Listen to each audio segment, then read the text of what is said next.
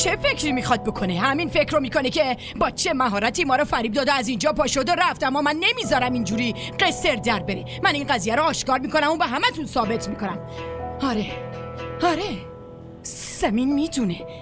سمین رو صدا میزنم. سمین رو صدا نزنیم مامان. شما همین چند ساعت پیش ناراحتش کردین.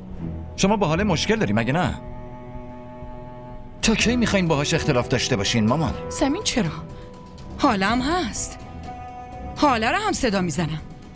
اون وقت همه ماجرا براتون رو میشه.